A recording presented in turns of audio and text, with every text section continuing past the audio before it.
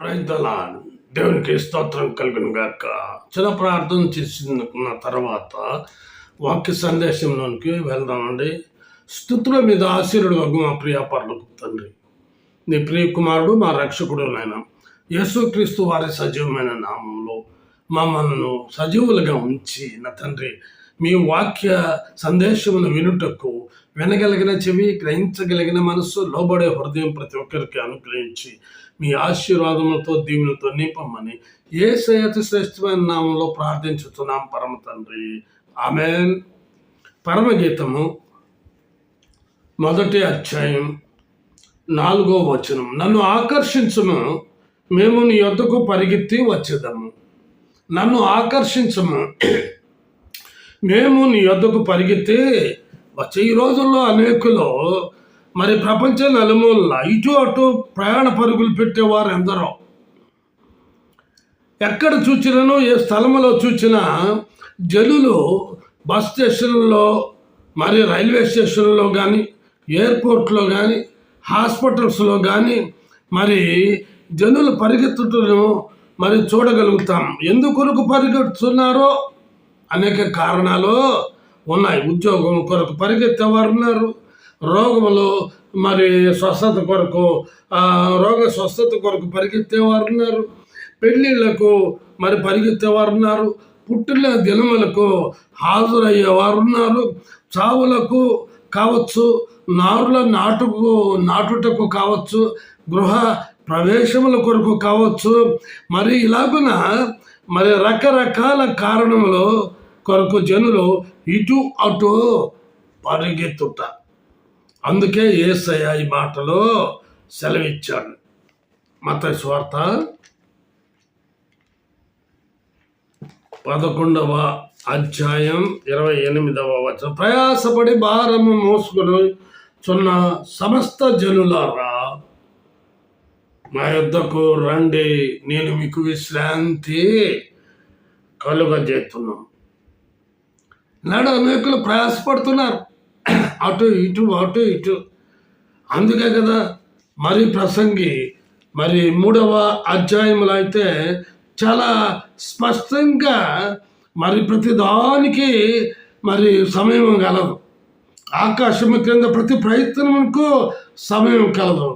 పుట్టుటకు, చచ్చుటకు, నాటుటకు, నాటబడిన దాన్ని పెరికివేయుటకు, చంపుటకు, బాగు చేయుటకు, పడగొట్టుటకు, కట్టుటకు, ఏడ్చుటకు, నవ్వుటకు, దుఃఖించుటకు, నాట్యమాడుటకు, రాళ్లను పారవేయుటకు, రాళ్లను కుప్పవేయుటకు, కౌగిలించుట మానుటకు, వెదకుటకు, పోగొట్టుకొనుటకు, దాచుకొనుటకు, పారవేయుటకు, చిప్పుటకు, కుట్టుటకు, మౌనముగా ఉండుటకు, మాట్లాడుటకు, ప్రేమించుటకు, ద్వేషించుటకు, యుద్ధము చేయుటకు, సమాధాన పడుటకు.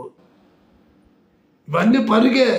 అన్ని విషయాల్లో కూడా అందరూ అలాగ పరిగెడుతూ ఉన్నారు. యేసయ్య చాలా చక్కగా మరి ఎందుకు ఆయన దగ్గరికి జనులు మరి పోగుపడుతున్నారు అని అంటే, ఆయన దగ్గరికి ఎందుకు వస్తున్నారంటే చాలా స్పష్టంగా మత్తయి సువార్త 9వ అధ్యాయం 13వ వచనం. అయితే నేను పాపులను పిలువచ్చును కానీ నీతిమంతులను పిలువ రాలేదు. ఆయన పాపులను పిలుచుటకు ఈ లోకమునకు వచ్చినాడు. సామెతల గ్రంథం చూడండి, చాలా చక్కటి మాట ఉంది. 20వ అధ్యాయం సామెతల గ్రంథం 29వ వచనం చదువుతాం. నా హృదయమును శుద్ధిపరచుకొని ఉన్నాను, పాపము పోగొట్టుకొని పవిత్రుడ నైతినని అనుకొనదగిన వాడు ఎవడు? ఎవడండి? ఎవడున్నాడు? వాడి హృదయాన్ని శుద్ధిపరచుకున్నవాడు ఎవడైనా ఉన్నాడా? పాపం పోగొట్టుకుని పవిత్రుడైన వాడు ఉన్నాడా? మరి రక్తం ఎందుకు యేసు చిందించింది? యేసు రక్తం ప్రతి పాపము నుండి మనలను పవిత్రులుగా చేయండి. రక్తము ద్వారానే నువ్వు శుద్ధీకరణ నొందగలవు.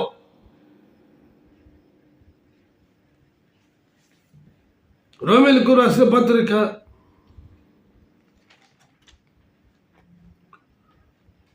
3వ అధ్యాయం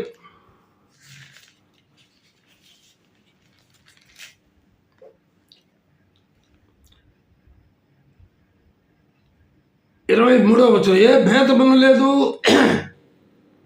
అందరూ పాపం చేసి దేవుడు అనుగ్రహించు మహిమను పొందలేకపోతున్నారు. అందరూ అన్నారా, లేక కొందరు పాపం చేసిన రాయబడి ఉందా? లోకములో ఉన్న వారందరూ పాపం చేశారు. అందుకే అంటాడు దావీదు మహారాజు, ఏమంటాడండి, నేను పాపములో పుట్టినవాడును, నా తల్లి పాపములోనే నన్ను గర్భమును ధరించినని 51వ అధ్యాయం 5వ వచనములో రాయబడి ఉంది. నువ్వు అంతరంగములో సత్యము కోరుచున్నావు. దేవునికి సత్యం కావాల్సిన అంతరంగములో. ఆ అంతరంగం అంటే హృదయం. హృదయం అన్నిటికంటే మోసకరమైనది, అది ఘోరమైన వ్యాధి గలది. దాన్ని గ్రహించగలవాడు ఎవడు ఎవడు ఎవడు నీ అంతరంగం శుద్ధిగా ఉందా? ఎవడో చెప్పమనండి. నేను పవిత్రుడను, నా అంతరంగం శుద్ధిగా ఉందని. మరి దేవుడు ఎలాగో చెప్తున్నాడు కదా, ఏ భేదం లేదు, కులం కాదు, మతం కాదు, జాతి కాదు, ప్రాంతం కాదు, నువ్వు ఎవరు అయినా సరే అందరూ పాపము చేసి దేవుడు అనుగ్రహించు మహిమను పొందలేకపోతున్నారు. ఎందుకని లోకానికి వచ్చాడో తెలుసుకోలేకపోతున్నారు. ఇంకను ఆయన నిన్ను నన్ను అట్టి పాపం నుండి విడిపించడానికి కొరకు వచ్చాడు. అందుకే మనం చదివాం, పాపులను రక్షించుటకు నేను ఈ లోకానికి వచ్చాను, నేను పిలుస్తున్నా. నేను పాపులను పిలుస్తున్నానే కానీ నీతిమంతులను పిలువ రాలేదని వాక్యం చెప్తూ ఉంది.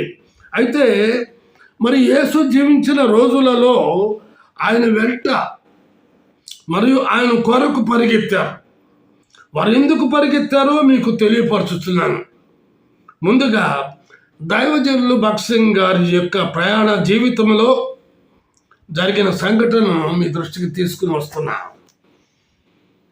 దైవజనులు భగత్ సింగ్ గారు దేవుని పరిచర్యలో పనిలో అనేకులకు సువార్త ప్రకటించచ్చు, అనేకులను దేవుని వైపునకు ఆకర్షించుచుండగా ఆయనకు ఒక టెలిగ్రామ్ వచ్చింది.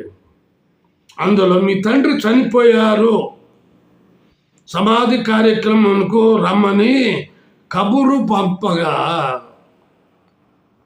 నేను నా తండ్రి పనుల మీద ఉన్నాను, నేను రాలేను అని తిరిగి టెలిగ్రామ్ పంపి సమాధి కార్యక్రమాన్ని మీరే నిర్వర్తించండి అని తెలియపరిచారు. ఎవరైనా చేస్తారా పని? తండ్రి చనిపోయాడండి. ఈ రోజుల్లో ఏ దైవజనుడైనా ఆపేసి పరిగెత్తుతారు. వేరే వాళ్ళకి అప్పగించి పరిగెత్తడమే. మరి భగత్ సింగ్ గారు అలాగా చేయలేదు. సమయమును బట్టి కొన్ని విషయాలు మీ దృష్టికి తీసుకువస్తున్నాను. ప్రజలు ఎందుకు పరిగెత్తుతున్నారు? లూకా సువార్త 7వ అధ్యాయం 37, 38 వచనాలు. ఆ ఊరిలో ఉన్న పాపాత్మురాలైన ఒక స్త్రీ యేసు పరిసయ్యుని ఇంట భోజనం కూర్చున్నానని తెలుసుకుని ఒక బుడ్డిలో అత్తరు తీసుకుని వచ్చి వెనుక తట్టు ఆయన పాదముల వద్ద నిలువబడి ఏడ్చుచు కన్నీళ్లతో ఆయన పాదములను తడిపి తన తల వెంట్రుకలతో తుడిచి ఆయన పాదములను ముద్దు పెట్టుకొని ఆ అత్తరు వాటికి పూసాను. ఆమె పరిగెత్తుకుంటూ వచ్చిందండి. మళ్ళీ అక్కడి నుంచి మరి వెళ్ళిపోతాడేమో యేసయ్య అనని పిలవని పేరంటంగా ఆహ్వానం లేకుండానే పరిశీలి ఇంటికి పాపాత్మురాలు ప్రవేశించడం దుర్లభం అయినప్పటికీ ఆమె ధైర్యానికి మెచ్చుకోవాలి. నెట్టేసిన, తోసేసిన, గట్టిగా అరిసి యేసయ్య దగ్గరికి అరవగానే యేసయ్య ఆమెను లోపలికి రానివ్వండి అని అంటాడు అన్న ధైర్యం ఆమె కలిగి పరిగెత్తింది. పాపక్షమాపణను పొందుకొనగలిగింది. ప్రైతలా. రెండవదిగా మార్కు సువార్త 5వ అధ్యాయం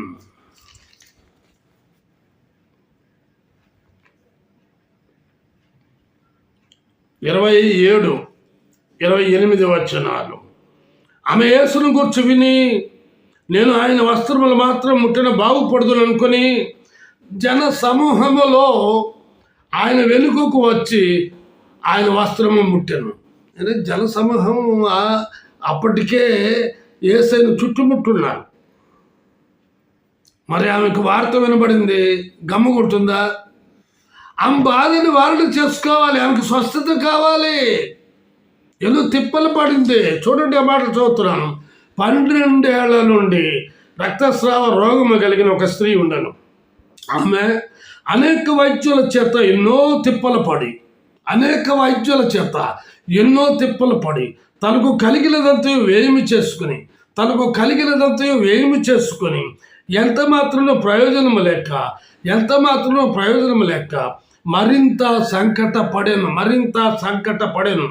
ఆమె యేసును గూర్చి విన్న తర్వాత గమ్ముకుంటుందా? పరిగెత్తింది. జనసమూహాలను నెట్టుకుంటూ వచ్చేసింది. ఆమెకున్న విశ్వాసం చాలా గొప్పది.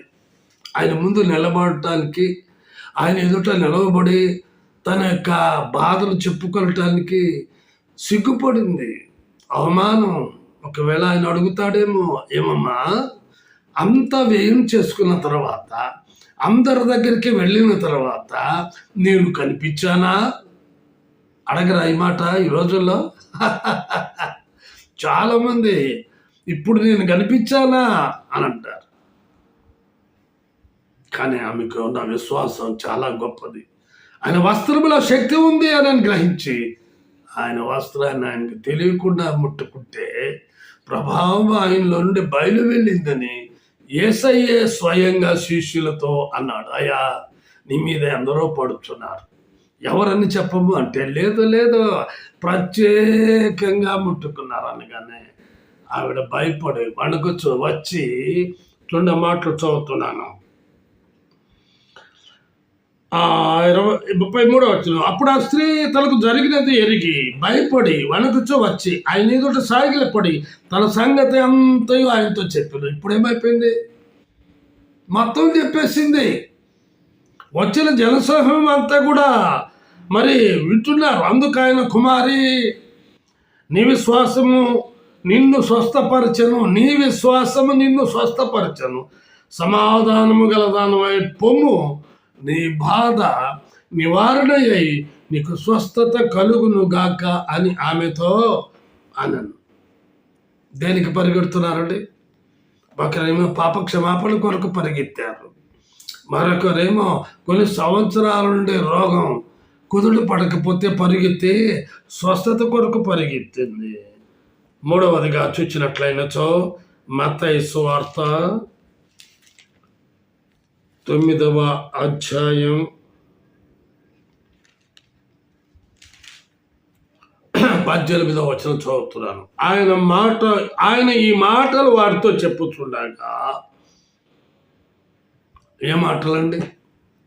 ఆయన ఈ మాటలు వారితో చెప్పుతుండగా చూడండి ఏ మాటలు చెప్పాడు. 12వ వచనం. అంతటా మాట విని రోగులకే గాని ఆరోగ్యం గలవారికి వైద్యుడు అక్కరలేదు. డాక్టర్ ఎవరికి కావాలి? హాస్పిటల్ ఎవరికి కావాలి? రోగులకి. బాగున్నవాడు వెళ్తాడా? రోగిని తీసుకెళ్తాడు బాగున్నవాడు, రోగి యొక్క రోగాన్ని బాగు చేసుకునటానికి. తల్లి కావచ్చు, తండ్రి కావచ్చు, అన్న కావచ్చు, అక్క కావచ్చు, చెల్లి కావచ్చు, మరి తోబుట్టులు కావచ్చు, భార్య కావచ్చు, భర్త కావచ్చు.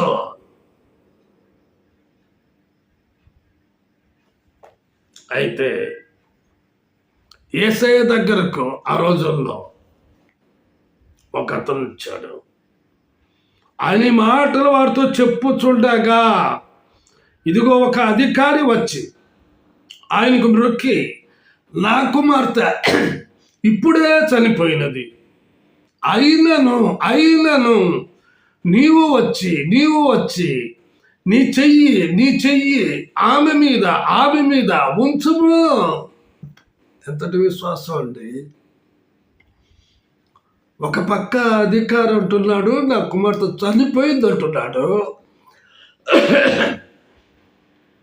మరొక పక్క ఆ అధికారి అడుగుతున్నాడు, అయినను నీవు వచ్చి నా బిడ్డ మీద చెయ్యయ్యా, ఆ బ్రతుకుతుంది. Are you having that much of belief? ఉందా నీకు? చనిపోయిన తర్వాత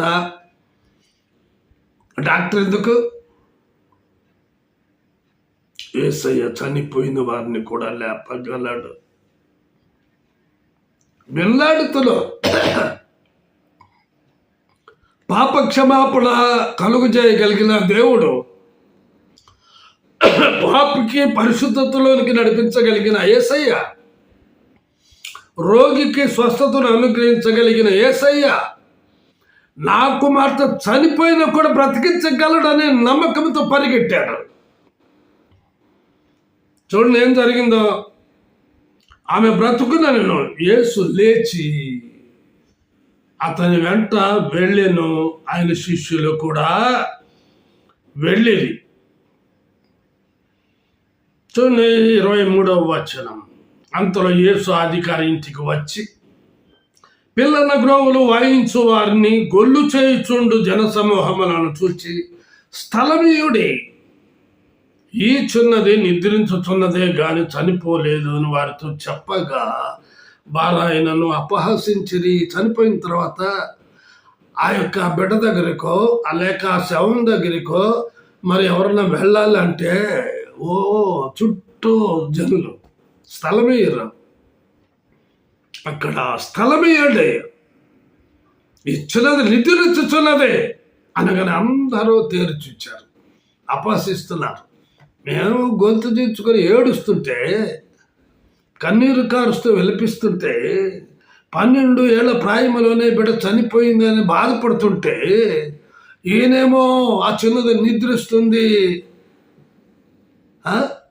స్థలం ఇవ్వండి అని అంటున్నాడు అని అపహసించాడు. జన సమూహమును పంపివేశాడు. ఆయన లోపలికి వెళ్ళి ఆమె చెయ్యి పట్టుకొనగానే ఆ చిన్నది లేచెను. Praise the Lord. What a wonderful God! ఎంత అద్భుతమైన కార్యాన్ని చేశాడు. చిన్నదాన్ని పట్టుకున్నాడు. పట్టుకోగానే దేవుని యొక్క స్పర్శ, దేవుని యొక్క శక్తి ఆ బిడ్డలోనికి వెళ్ళి ప్రాణాన్ని తిరిగి మరి నిలవబడి చూడండి. ఈ సమాచారం, ఆ చిన్నది లేచను, ఈ సమాచారం ఆ దేశమంతటను వ్యాపించెను. ఆయన ఎందుకు పరిగెత్తాడు? చనిపోయిన తన కుమార్తెను బ్రతికించుకున్నాడా లేదా? బ్రతికించుకున్నాడు.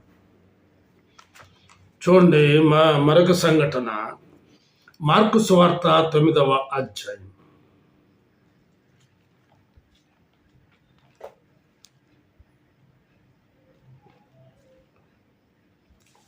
15 నుంచి 18వ వచనం వరకు చదువుతున్నాను. వెంటనే జనసమూహమంతా ఆయన్ను చూచి మిగుల విభ్రాంతి నుండి ఆయన యొద్దకు పరిగెత్తుకొని వచ్చి ఆయనకు వందనము చేసిరి. అప్పుడు ఆయన, మీరు దేని గురించి వారితో తర్కించుచున్నారని వారిని అడుగగా, జనసమూహములో ఒకడు, బోధకుడా, మూగ దయ్యము పట్టిన నా కుమారుని నీ యొద్దకు తీసుకుని వచ్చితిని. అది ఎక్కడ వారిని పట్టునో అక్కడ వారిని పడద్రోయను.